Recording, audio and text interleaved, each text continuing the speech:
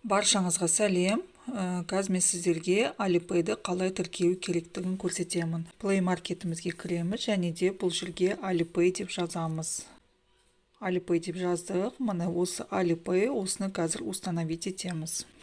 Alipay'ымыз жүктеліп жатыр.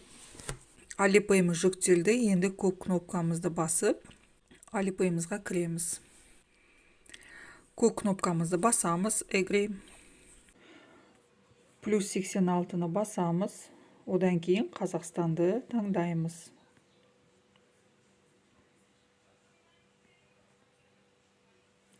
Мұны Қазақстан, осыны басамыз.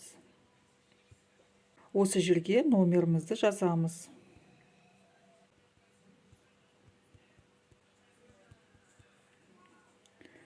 Көк кнопкамызды басамыз. Тағы да көк кнопкамызды басамыз. Мына жерге осындай мына проверка шығады, осыны жасаймыз.